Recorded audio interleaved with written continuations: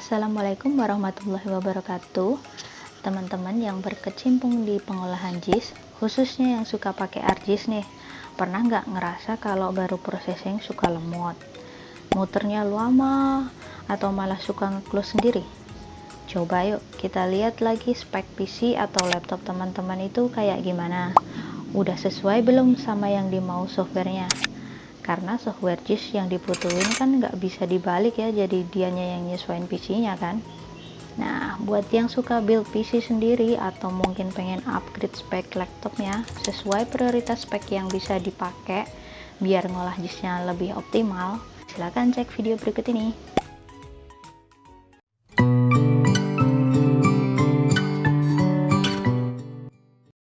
Spek PC atau laptop yang disesuaikan buat pengolahan JIS paling nggak ada 3 urutan prioritas yang Kika buat jadi kayak gini nih. Yang pertama adalah CPU atau GPU. Kenapa nggak kepisah? Karena teman-teman bisa ngatur prosesnya pakai CPU atau GPU di environment ArcGIS sendiri. Sebenarnya environment inilah yang jadi dasar dari suatu software yang seharusnya disesuaikan paling awal sama teman-teman. Kalau enggak ya nanti masuknya default sesuai sama yang dideteksi sendiri sama softwarenya. Belajar dari teman sebelah yang suka ngoding nih, mereka tuh pasti setting dulu environment di awal penggunaan software. Biasanya mereka bakal cek dulu spek antara CPU sama GPU ini, mana yang lebih powerful, baik dari segi core speed, threads, dan lain-lain. Nantinya spek yang dinilai lebih tinggi antara CPU atau GPU ini yang jadi pilihan base processor type-nya. Oh ya teman-teman yang PC-nya sudah dipasang multi GPU card, bisa nih pilih secara spesifik mau pakai GPU ID berapa yang mau dipakai. Kalau bisa GPU buat display sama processingnya bisa juga ya. Lanjut ke prioritas kedua, yaitu RAM. RAM ini bantuin banget buat mulai ngejalanin softwarenya di awal sampai ke processing. Lebih optimalnya lagi buat dipakainya yang di ArcGIS Pro ya.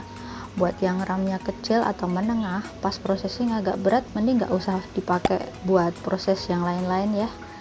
Misalnya sambil seluncuran di browser, karena kan browser aja kan makan RAM yang lumayan ya. Tahan dulu ya yang buka-buka YouTube atau WhatsApp web, baca berita ataupun kirim email. Habis RAM, yang terakhir nih SSD. Kenapa harus SSD? Alasan utamanya ada di read and write. Sebenarnya nggak masalah juga kalau pakai HDD, yang penting HDD-nya sehat. Tapi sayangnya si HDD kan memang gampang sakit ya. Kalau saranku sih mendingan SSD. Buat keperluan JIS nggak perlu kok spek yang dewa gitu. Mau pakai SATA juga udah oke, cuman tetap berlaku ya, NVMe lebih bagus dari SATA. Buat yang belum familiar sama NVMe itu Non-Volatile Memory Express. NVMe ini didesain menggunakan soket PCIe atau Peripheral Component Interconnect Express, kecepatan tinggi tanpa pembatas form factor. Udah kelihatan kan dari namanya aja Express, ibaratnya tuh kalau SATA itu jalan lokal, nah kalau NVMe ini jalan tol. Kapasitas jalan tol kan lebih gede, makanya bisa lebih lancar perjalanan komunikasinya, jadi lebih cepet. Oh iya teman-teman, gunain SSD buat nyimpan data yang mau diproses juga ya. Jangan cuma OS nya aja yang dipakai SSD tapi datanya di HDD. Oke, segitu aja urutan prioritas pemilihan spek buat teman-teman yang mau rakit atau beli komputer berdasarkan pengalaman kita. Kalau teman-teman yang lain gimana? Teman-teman yang punya pengalaman milih spek komputer silahkan komen di bawah ya, biar makin lengkap. Terima kasih. Assalamualaikum.